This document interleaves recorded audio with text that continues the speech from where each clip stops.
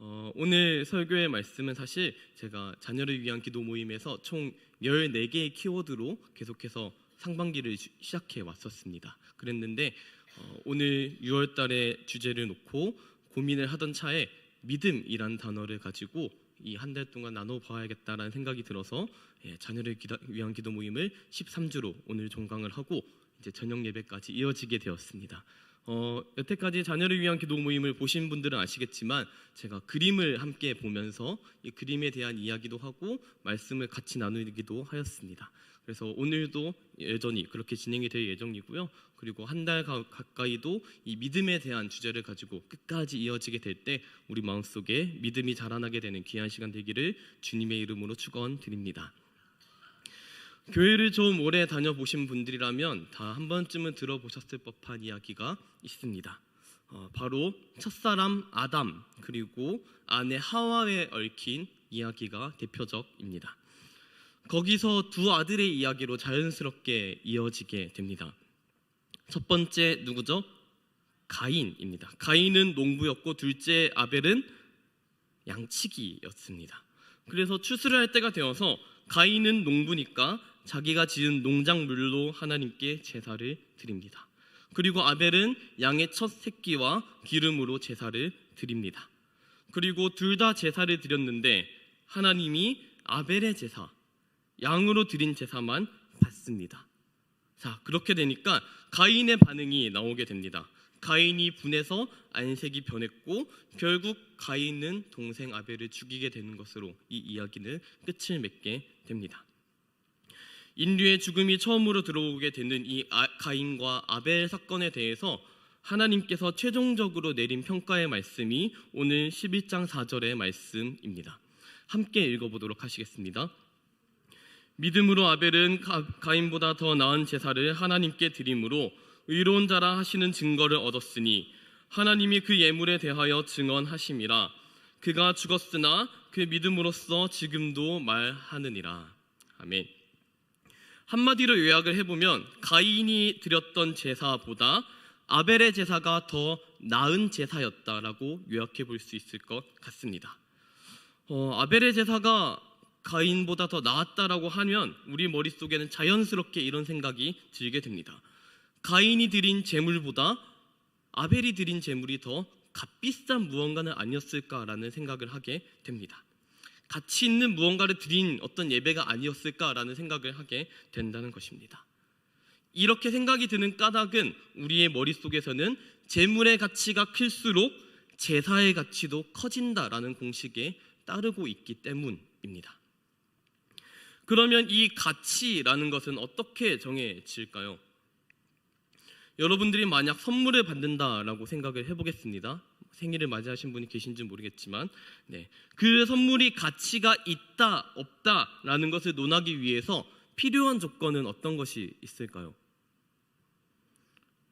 가격도 중요할 수도 있죠. 제가 생각했던 가장 비싼 어떤 선물을 받았을 때 너무 감동적인 선물을 받았다라고 이야기할 수도 있겠고, 혹은 내가 가장 필요로 하던 어떤 물건들을 어떻게 잘 알고 그 물건을 채워주는 선물을 받았을 때 참 고맙다, 좋다라는 이야기를 하게 됩니다.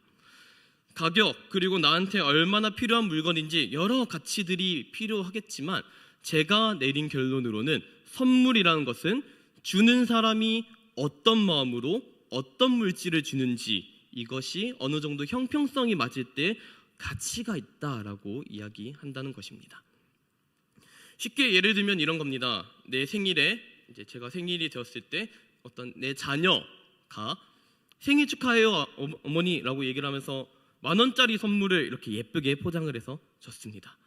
근데 그 선물이 그냥 10,000원짜리 문화상품권 이런 게 아니라 딸이랑 아들이랑 같이 가고 있다가 길거리에서 봤던 되게 얘 저거 되게 예쁘다라고 얘기하면서 쓱 지나갔던 무언가를 포장을 해서 이쁘게 포장해서 저에게 선물을 준다라면 여러분들의 마음은 어떠실까요?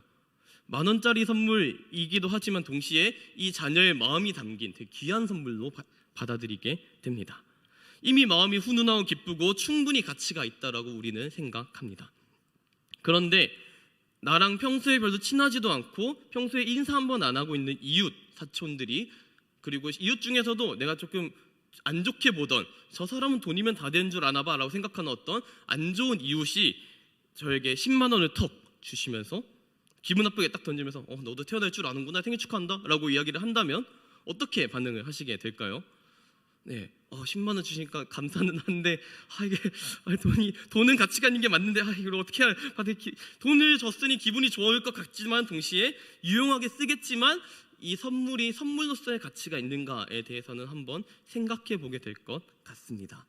이것이 내 자녀가 선물했던 10,000원짜리 선물보다 더 가치 있는 10만 원이냐라고 했을 때는 잘 모르겠다라고 답변을 내린다라는 것입니다. 선물 이야기에서 이 선물이라는 주어 대신에 우리가 제사라는 단어로 좀 바꾸면 좋을 것 같습니다. 제사도 드리는 사람이 있고 받는 사람이 있기 때문에 바꾸는 게 크게 문제가 안 될 것 같습니다. 선물은 주는 사람이 어떤 마음으로 어떤 물질을 주는지가, 그리고 이게 어느 정도 형평성이 맞을 때 가치가 있다라고 이야기를 합니다. 마찬가지로 제사, 예배의 가치도 드리는 사람의 마음과 물질의 형평성에 따라 그 제사, 그 예배가 얼마나 가치 있는 자가 결정됩니다. 가인의 재물이 아벨의 재물보다 싸구려였다라고 이야기하기는 어려운 이야기인 것 같습니다. 안 좋은 것을 드렸다라는 이야기는 더더욱 상상하기 어려운 것 같습니다. 창세기 4장 5절에 따르면은 가인과 그의 재물은 하나님께서 받지 아니하셨다라고 기록이 되어 있습니다. 그것에 대한 가인의 반응은 몹시 분하여 안색이 변하니 하나님께서 가인의 재물은 받지 않은 걸 가인이 보고 화를 냈다라고 세 번역을 보면 기록이 되어 있습니다. 진짜 형편없는 재물을 드렸다면, 진짜 나에게 필요 없는 어떤 10만 원을 준 것이었다면 상대방이 10만 원을 받고 더 이상 아무 반응을 하지 않아도 괜찮습니다. 왜냐하면 나에게 필요 없는 무언가를 그에게 주었기 때문입니다. 선물을 대충 준비해서 대충 전달했는데 안 받는다고 해서 화가 나지는 않는다라는 것입니다. 싸구려를 대충 해서 준 것이었으면 나중에는 내가 줬는지조차도 기억을 못하는 것이 선물의 법칙입니다. 그런데 가인은 화가 났다라고 이야기를 하고 있습니다. 화가 난다는 건 내가 했었던 것, 내가 준비했던 것보다 내가 이 사람에 대한 마음보다 훨씬 더 큰 것을 준비했다는 것입니다. 내가 선심 써서 너에게 준 건데 안 하고 다니면 내가 뭐가 돼? 내가 준 선물 빨리 써, 10만 원 빨리 써. 야, 그게 얼마짜리인데 안 하고 다니냐? 라고 이야기하는 것이 가인의 마음이었을 거라는 것입니다. 그림 한번 보여주시겠습니까? 르네상스 시기에 그렸던 3대 작가 중에 한 명인 라파엘입니다. 여기 저 이름 보시니까 낯서시죠? 네, 라파엘이 그린 가인과 아벨의 제사입니다. 지금 내용을 보시면 아시겠지만은 왼편에 이 곡식을 태우고 있어요.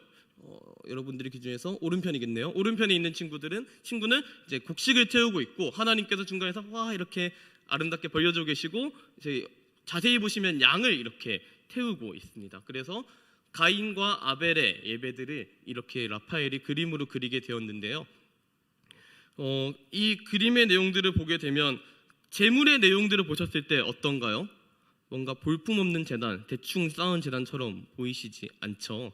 네, 둘 다 꽤 동등한 조건의 무언가를 가지고 있고, 그리고 하나님께서는 가인을 철저히 외면하시고 아벨의 제사만 이렇게 환영해서 받고 계십니다.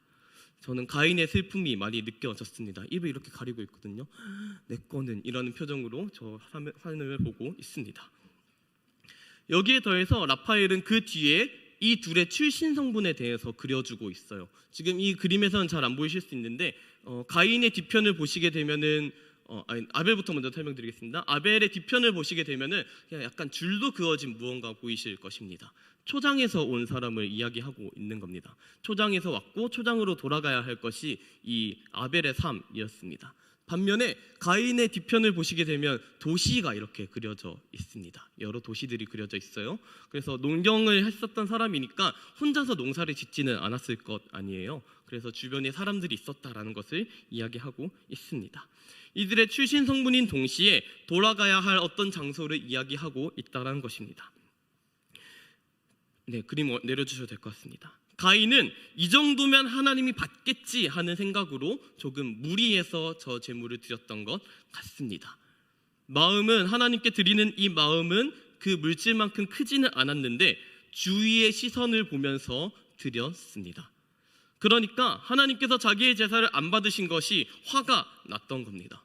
왜요? 이 사람은 마을에서 나올 때 어떻게 하겠어요? 제사 물질들을 들고 나왔는데 이 제사 물질을 다 태워서 드리고 돌아갔을 때 하나님께서 어떻게 받으셨어? 라고 질문해 보면은 이 가인의 입장은 뭐가 돼요? 되게 쪽팔리고 화가 나지 않을까요? 마을로 돌아가서 무슨 얘기를 해요? 쪽팔리게 라고 생각하게 되니 자연스럽게 화가 나지 않았을까 생각이 든다는 것입니다. 그런데 하나님께서는 중심을 보십니다.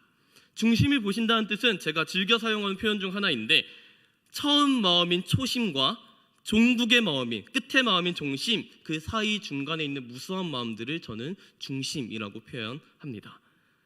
그 사이에 무수하게 놓여있는 중간의 마음인 중심을 주님께서는 다 아신다라고 우리는 이미 믿음으로 고백하고 알고 있습니다.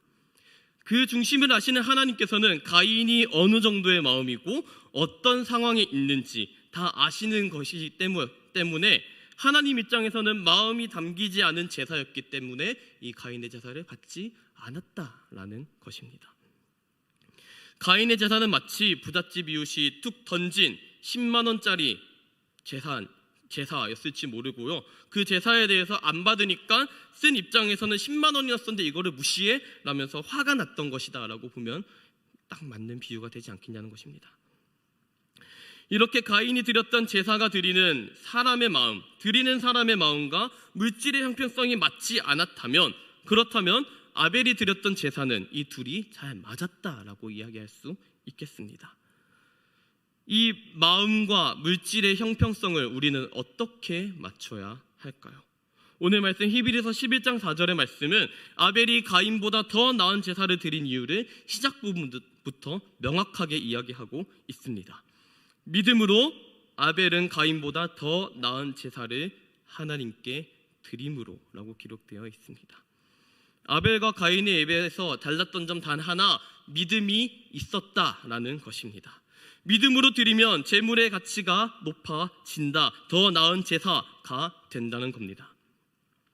믿음이 있으면 가치 있는 제사를 드릴 수 있다. 여러분들께 막연한 이야기처럼 들리십니까? 직전 내용들 11장의 초반부터의 내용에서 믿음에 대한 정의를 이렇게 내리고 있습니다. 먼저 11장 1절의 말씀입니다. 믿음은 바라는 것들의 실상이요 보이지 않는 것들의 증거니 믿음은 바라는 것들의 실상입니다. 믿음은 바라는 것들의 실상이요 보이지 않는 것들의 증거니, 따라서 믿음은 바라는 것들의 실상이라는 것입니다. 여기서 말하는 바라는 것들이라는 것은 무엇이겠습니까? 마음의 소원, 어떤 것을 원하는 마음, 지금 당장 있으면 좋겠다라는 어떤 마음이 믿음에 바라는 것들에 해당하는 것입니다. 바라는 것들이 실제로 있어라는 이 확신이 믿음이라면 이 믿음에 대한 확신은 어떻게 가진다라고 이야기를 하고 계십니까? 실제로 있으려면 믿음이 증거가 있어야 합니다. 그래서 믿음은 보이지 않는 것들의 증거라고 이야기하고 있습니다. 보이지 않는 것들의 증거와 우리가 있다라고 확신하는 것들은 충돌되기 마련입니다. 왜냐하면 우리는 당장 눈앞에 있는 것들, 눈에 보이는 것들에 의지하는 것을 훨씬 익숙하게 여기기 때문입니다. 때로는 내 눈에 보이는 것들, 내가 누리는 것들, 그것들이 전부인 줄 알고 살아가기도 합니다. 그런데 하나님께서는 내가 보기에 믿음직스러운 것, 내가 보기에 의지할 만한 것을 의지하라고 말씀하지 않으십니다. 눈에 보이는 것들이 아니라 눈에 보이지 않는 것으로 증거를 얻어 믿으라라고 말씀하십니다. 그 까닭이 3절 말씀에 기록되어 있습니다. 우리 3절의 말씀을 함께 읽도록 하겠습니다. 믿음으로 모든 세계가 하나님의 말씀으로 지어진 줄을 우리가 아나니 보이는 것은 나타난 것으로 말미암아 된 것이 아니니라. 아멘. 모든 세계가 하나님의 말씀으로 지어진 줄을 우리가 아는 것, 이것이 믿음이다 라고 얘기할 수 있는 것입니다. 단순한 내용이지요. 하나님께서 세상을 창조하셨고 창조한 것을 믿는 것이 믿음이다 라고 얘기하면 되게 단순한 진리처럼 느껴지게 됩니다. 그러나 세계가 창조되는 과정 가운데 우리가 함께하지 않았습니다. 말씀으로 지으실 때 그 6일의 사건들 가운데 우리는 함께 있지 않았습니다. 눈으로 볼 수 없는 어떤 것들을 우리는 눈으로 본 것처럼 믿음으로 고백하고 있다는 것입니다.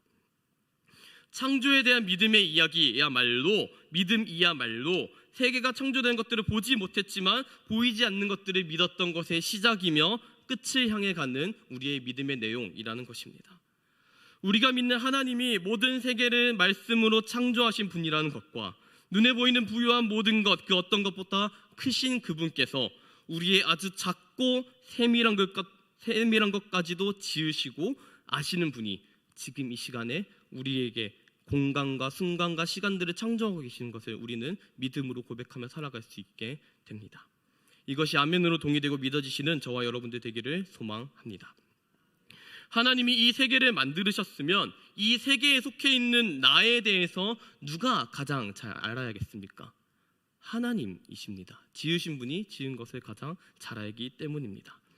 하나님께서 이 세계를 지으셨고 나를 지으셔서 나를 가장 잘 안다라는 것이 믿어진다면, 이 세상의 사실에 대한 믿음이 있으면 하나님이 나에 대해서 다 아신다, 내가 어떤 모습, 어떤 상황에서 주님께로 나와왔는지, 무슨 마음으로 다 왔는지 아신다라는 이 신앙의 고백이 있을 때 우리 가운데 사라지는 것이 있습니다. 무엇이겠습니까? 가식적인 마음, 감추려는 마음, 포장해 왔던 어떤 마음들을 다 없어지게 됩니다. 왜냐하면 그것들이 더 이상 필요하지 않기 때문입니다. 상대가 나에 대해서 모든 것을 다 알고 있다라는 확신이 있으면 더 이상 꾸밀 필요가 없습니다.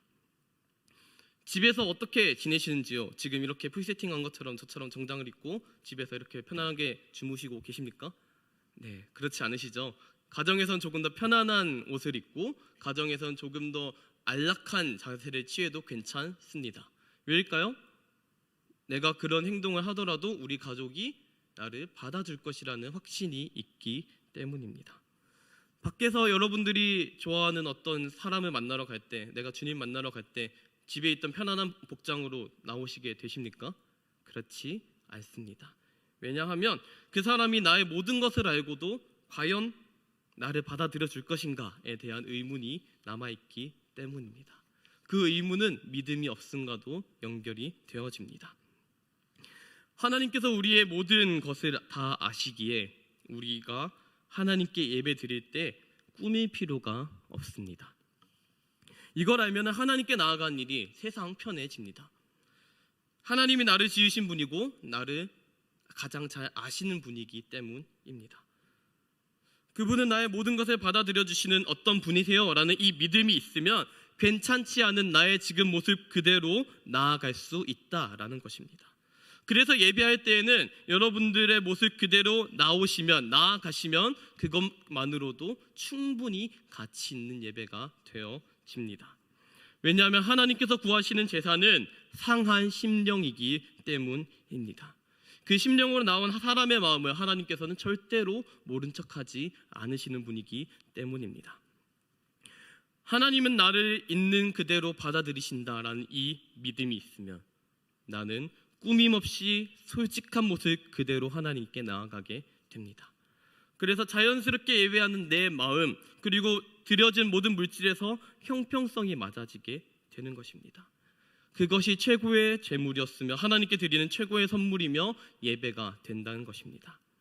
한 줄로 요약하면 하나님께는 있는 그대로의 내가 선물이라는 것입니다. 그래서 여러분들이 드리고 있는 지금 이 시간의 예배, 지금 이 시간의 기도의 이 가치는 여러분들에게 달려 있습니다. 가장 가치 있는 것을 드릴 수도 있고 가장 가치 없는 것을 드릴 수도 있습니다. 마음 없이 비싼 예배, 내가 지금 시간에 해야 할 일들이 많지만 주님께 나왔어요. 주님 나에게 복 주셔야죠 라고 마음 없이 나와왔던 어떤 예배의 모습이었다면 가인의 예배가 내 예배가 되어질 수도 있습니다.